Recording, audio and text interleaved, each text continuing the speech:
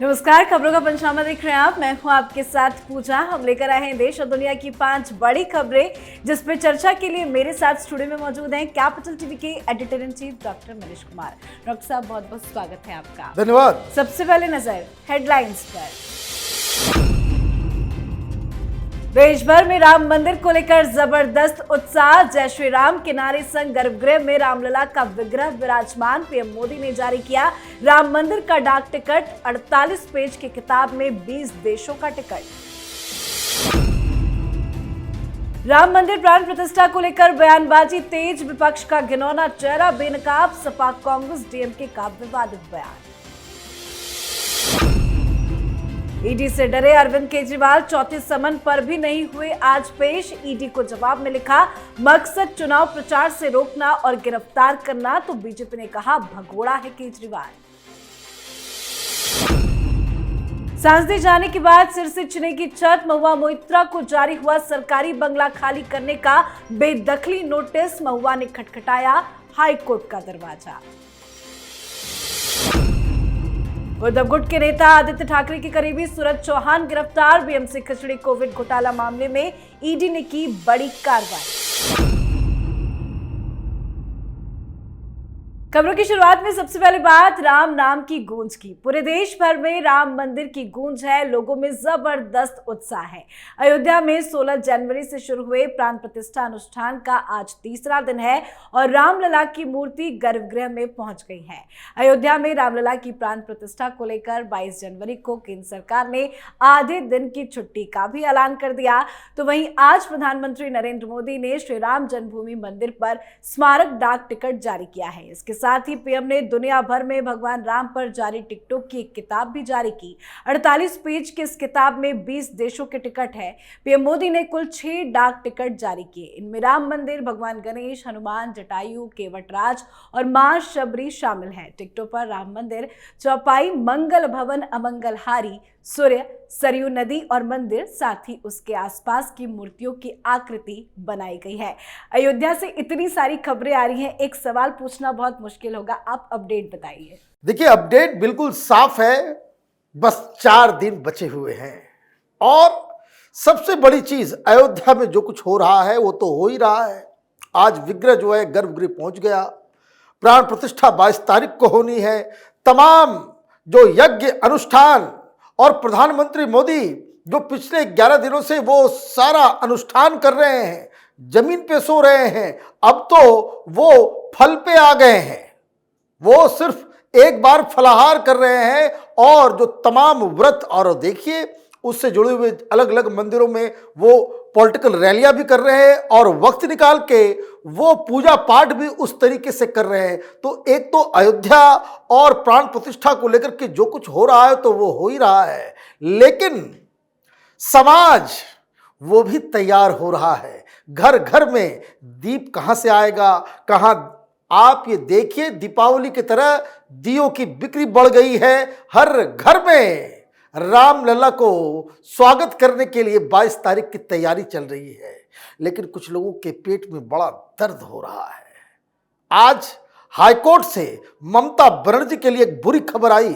आप ये बताइए पूरा देश क्या करना जा रहा है, और ममता बनर्जी ने वहां जो प्राण प्रतिष्ठा के लिए लाइव टेलीकास्ट होना था, पूजा पाठ होना था, प्रसाद वितरण होना था, उसके लिए अनुमति नहीं दी।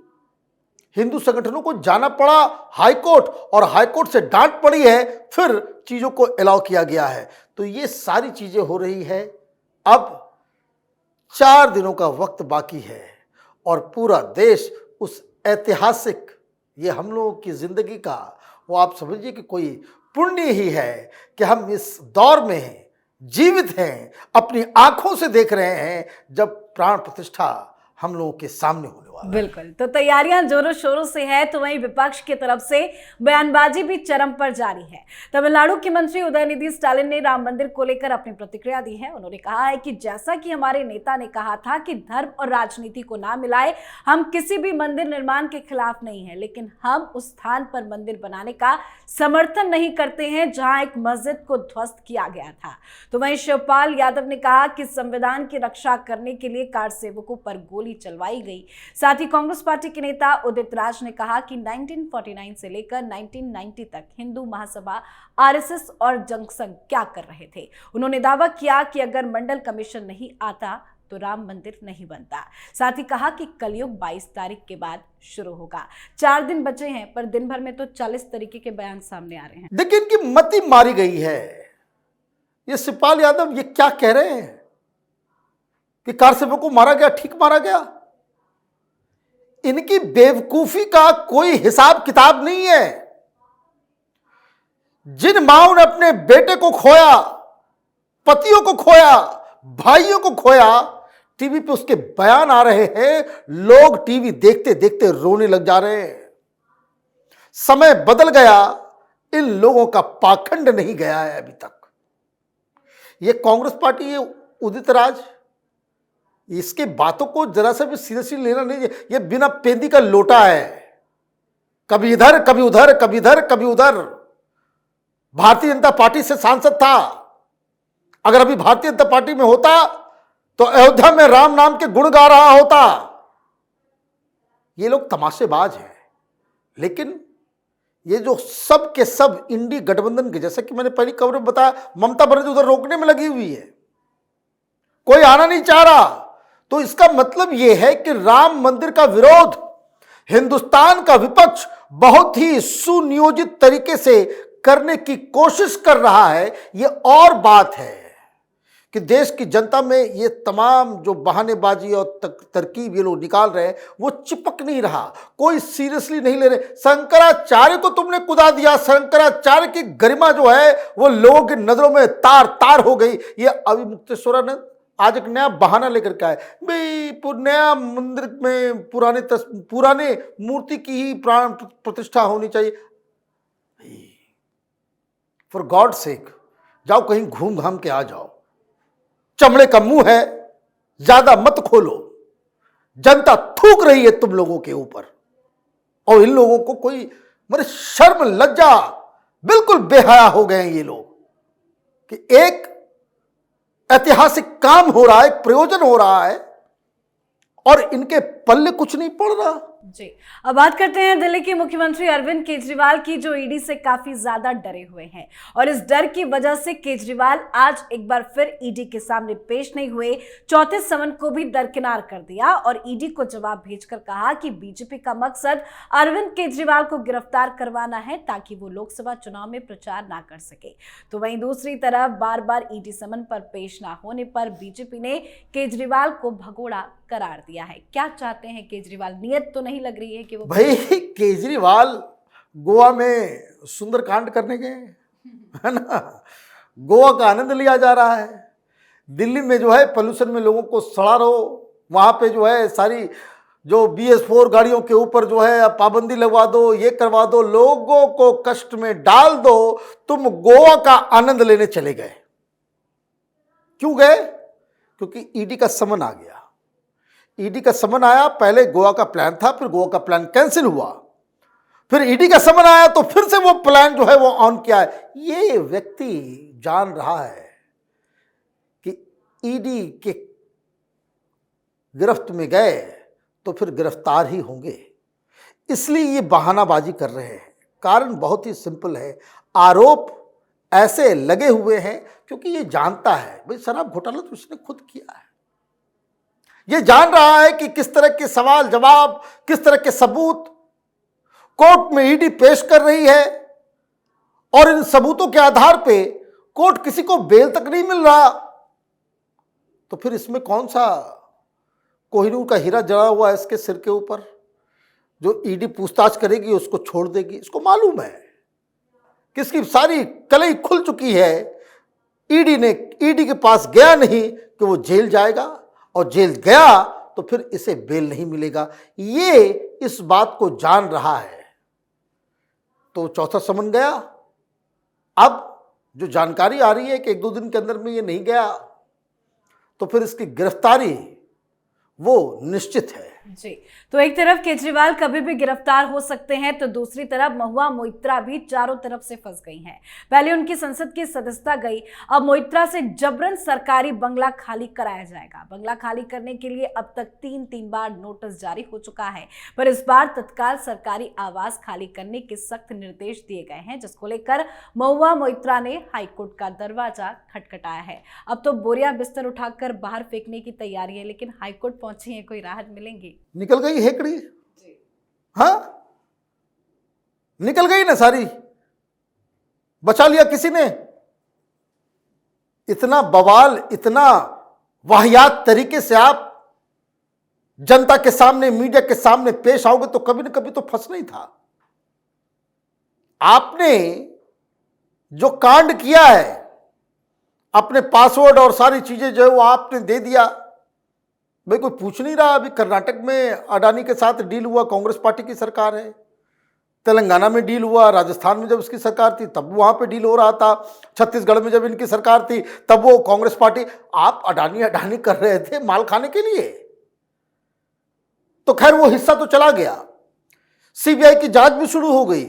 सीबीआई ने तमाम रिपोर्ट जो कमेटी की थी वो अपने साथ लेकर के गई, लेकिन घर के ऊपर घर तो छोड़ना पड़ेगा। ये तो बीजेपी के मंत्री जो प्रधानमंत्री मोदी के कैबिनेट के सदस्य होते थे, उनकी सदस्यता गई तो 1 महीने में उनको घर छोड़ना पड़ा। आप तो बेइज्जत होकर के निकाली गई हैं। हाईकोर्ट इसमें क्या कर लेगा? हाईकोर्ट इसमें क्या कर लेगा?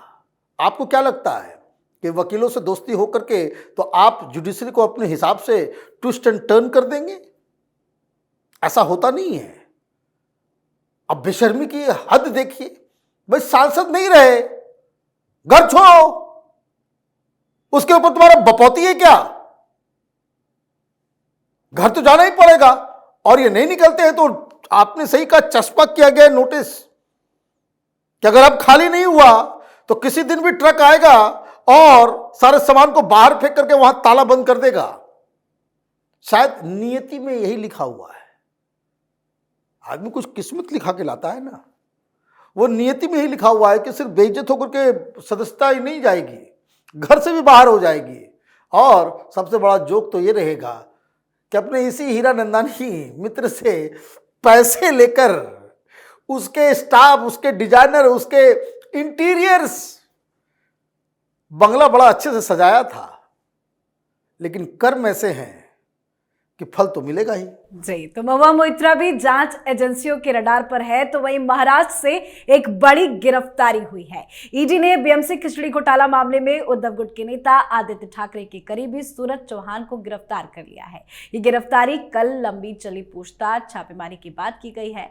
आरोप है कि सूरज चौहान ने बीएमसी अधिकारियों पर कुछ चुनिंदा ठेकेदारों को ठेके देने के लिए मजबूर किया। इन ठेकेदारों का सीधे पार्टी के नेताओं से संबंध था। इस मामले में बीजेपी नेता किरीट सोमैया ने भी आरोप लगाया था कि उद्धव गुट के सांसद संजय राउत के भाई और बेटी ने उन ठेकेदारों से अपने खातों में पैसे लिए हैं। सूरज चौहान की गिरफ्तारी किस पर पड़ेगी भारी? देखिए, मुझे तो बड़ा कभी कभी हंसी आती है। ये इंडिया गठबंधन में कहां कहां से लोगों को इकट्ठा किया है। कोई चारा चोर है, तो कोई शराब का घोटाला कर रहा है? तो कोई गोबर का घोटाला कर दिया, चावल घोटाला हो गया, सब घोटाले अभी हाल के ये सब। अब खिचड़ी घोटाला भी हो गया, बताइए।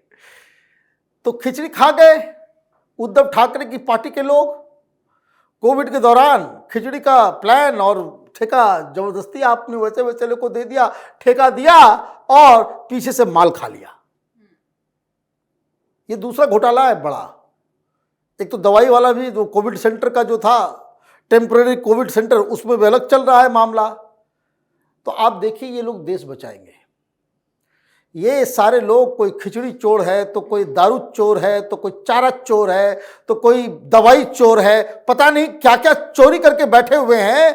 और हर 2 दिन के बाद कहेंगे डेमोक्रेसी की मौत हो रही है। चोरी बंद हो रही है, इसलिए इनको डेमोक्रेसी याद आ रहा है।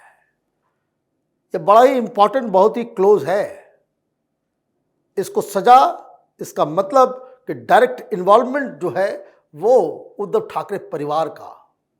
तो एक बहुत बड़ा एम्बैरेसमेंट, चुनाव जैसे जैसे नज़दीक आते चला जा रहा है, नए नए खुलासे हो रहे हैं और इंडी गठबंधन के लोगों का जो असली चेहरा है वो भी दुनिया के सामने आ रहा है। जी, बहुत बहुत धन्यवाद बातचीत के लिए। धन्यवाद। खबरों का पंचनामा में आज के लिए फिलहाल इतना ही। देश विदेश की बाकी खबरों और उनकी सटीक एनालिसिस के लिए देखते रहिए कैपिटल टीवी। हमें लाइक कीजिए, शेयर कीजिए और कैपिटल टीवी को सब्सक्राइब कीजिए। नमस्कार।